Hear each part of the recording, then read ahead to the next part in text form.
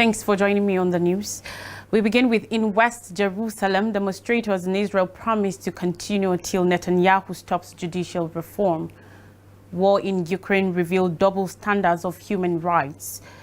Russian Navy launched supersonic missiles in Sea of Japan. Produced powerful nuclear weapons, North Korean leader urges exports, and Ukrainian leader Zelensky alleges radiation blackmail at Zaporizhia. Stay with me for these and more stories. Many Israelis are adamant that the protests will continue until they achieve their demands after waking up from a tumultuous night of protest and an evening speech by the Prime Minister. Benjamin Netanyahu, Prime Minister, announced on Monday night a halt to his contentious judicial reform to allow dialogue and avoid a civil war, yielding to mounting pressure from within his own coalition a day after one of the hugest protests in Israel's history. The proposed changes will see the apex court's ability to rule laws unconstitutional taken away from it and will give the government a superior say in the selection of judges, proposals that exasperated many in Israel. For months, people had been protesting against the proposed reforms, but after news of Netanyahu dismissing Defense Minister Yoav Gallant a day after the latter called for a stop to the process, tens of thousands assembled in the streets in a show of impulsive anger. Painting the demonstrators as extremists, Netanyahu depicted his capitulation to the opposition in terms of the biblical character King Solomon, famous for his wisdom and tolerance. "I am now ready to tear down the country apart," announced Netanyahu, referring to the growing rifts between leading members of the military and his own government. It is forbidden that there will be civil war. Steps away from the Prime Minister's office where Netanyahu spoke, business had gone as usual earlier at the fortified Supreme Court of Israel, where Israeli civil society froze for the day. With the large Histadrut Labour Federation announcing a historic strike, departing flights at Ben Gurion Airport were paused alongside universities, malls and several other institutions across the country for the day.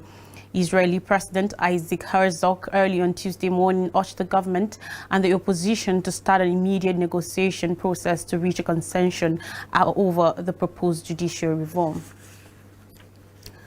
A new Amnesty International report had said the war in Ukraine has revealed the double standards of human rights internationally, with the West adopting a tough reaction to Russia's war of aggression while also maintaining a deafening silence on rights abuses around the world. On Tuesday, the UK-based rights organization published its annual 2022 report stressing the state of human rights in 156 countries. In 2022, we had the fantastic example of how the war came to support and show solidarity with the Ukrainian people, but we did not have a similar kind of support and solidarity for the Palestinian people, the people of Ethiopia, Myanmar, and the Democratic Republic of Congo, Agnes Callamard, Amnesty Secretary General, said, according to a report from Paris on Monday. The response of the international community to Russia's invasion of Ukraine was robust and welcome, characterized by public condemnations and marked by strong calls against the numerous war crimes being committed, Callamard said, adding that it was also marked by commitment and actual actions to support international investigation into those war crimes. The International Criminal Court did intervene very quickly and, frankly, very unusually. International Criminal Court ICC prosecutor Karim Khan in March 2022 said he was opening an investigation into alleged war crimes in Ukraine dating as far back as the 2013 Maidan protests. At that time, protests erupted in central Kyiv against the country's then Russia-friendly government and continued until the fall of then President Viktor Yanukovych's administration in early 2014. The ICC earlier this month issued an arrest warrant for President Vladimir Putin for allegedly committing war crimes in Ukraine.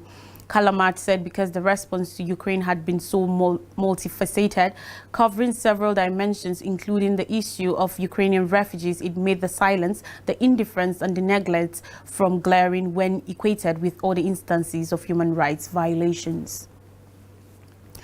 Still on Russia, the Russian Defense Ministry has said Russia's Navy has set fire supersonic anti-ship missiles at a mock aim in the Sea of Japan.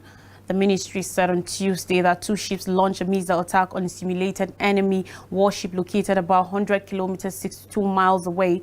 Two Moskit supersonic cruise missiles that have conventional and nuclear warhead capacity successfully hit their aim, the ministry said. The P-270 Mosquito missile, which has the NATO reporting name SSN-22 Sunburn, is a medium-range supersonic cruise missile of Soviet origin and has the capability of destroying a ship within a range of up to 120 kilometers, 75 miles. The Russian Navy's missile firing drill comes a week after 2 Russian tactical bomber planes capable of carrying nuclear weapons flew over the Sea of Japan for over 7 hours in what Moscow said was a planned flight.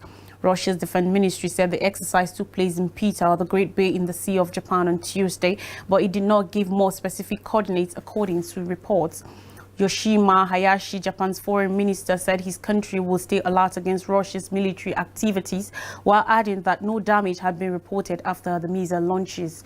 The announcement of the weapons test follows just weeks after Moscow reported that a Russian submarine in the Sea of Japan had hit a land target over 1,000 kilometers, 620 miles away with a Kalibr cruise missile in an exercise. According to a report, North Korea's leader Kim Jong-un has called on his country's experts to expand production of weapon-grade nuclear materials and build more powerful weapons.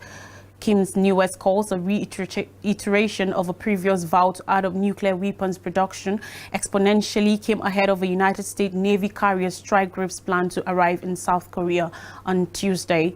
On Tuesday, Kim, in a briefing with officials from his Nuclear Weapons Institute, said North Korea should get ready to use its nuclear weapons anytime and anywhere. We should never be satisfied with the work to consolidate the thoroughgoing response posture of a nuclear force and should continuously strive to strengthen nuclear force steadily, Kim was quoted as saying, according to reports. The leader called on his officials to expand on a far-sighted way the production of weapon-grade nuclear materials for meticulous implementation of the plan on adding nuclear arsenals exponentially.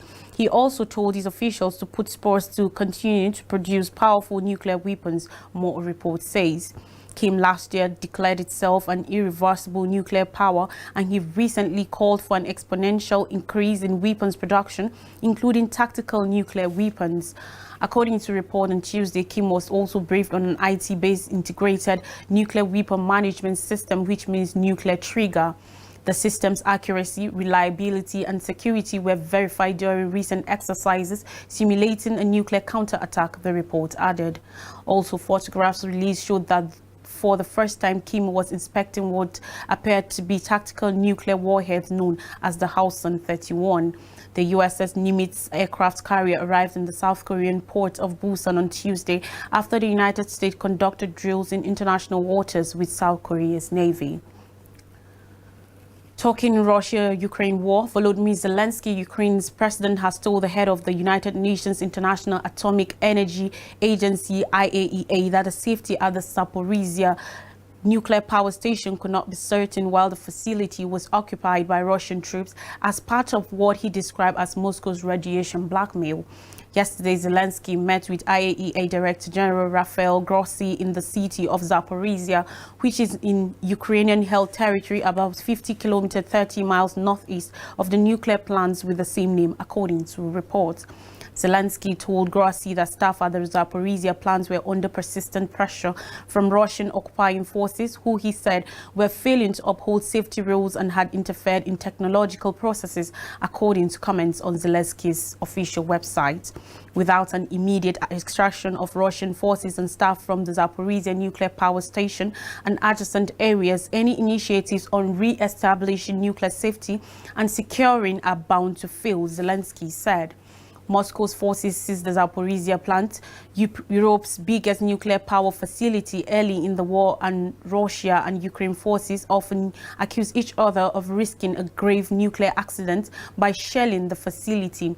Ongoing war around the plant and worries its cooling systems could lose power have raised concerns of a nuclear disaster.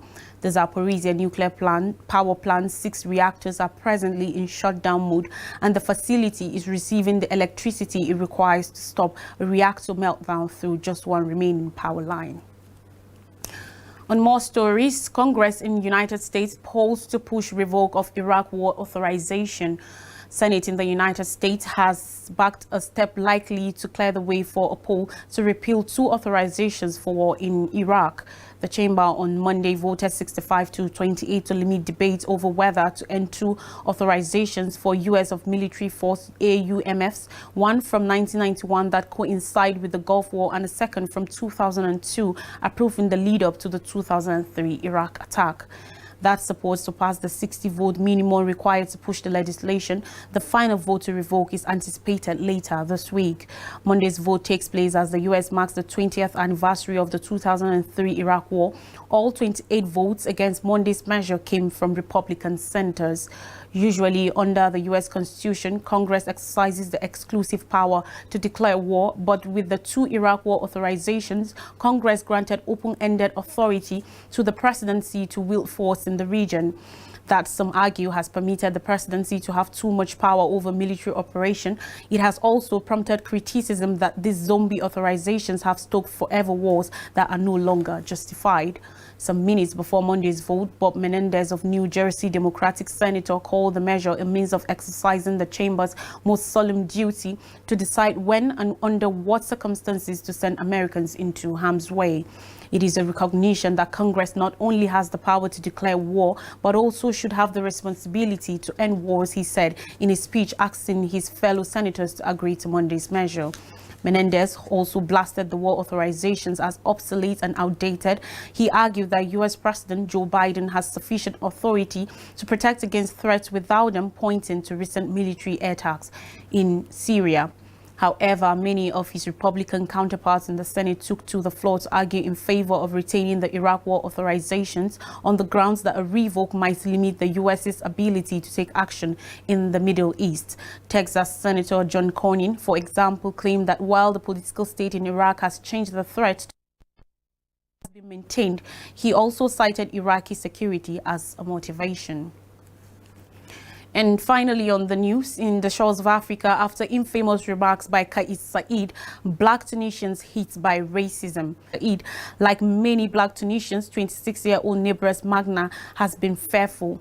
Magna says she has been insulted on the street ever since Saied last month ordered urgent measures against sub-Saharan migrants over a purported criminal plot to change the North African country's democratic makeup. Saied's comments have stoked attacks, evictions, and other retaliations against migrants, international rights groups have said, and West African countries flew home hundreds of their fearful nationals. Tunisia's already disadvantaged black minority has also been hit. Black Tunisians make up some 10 to 15% of the country's 12 million people, many with centuries-old roots in Tunisia from ancestors who arrived during the slave trade.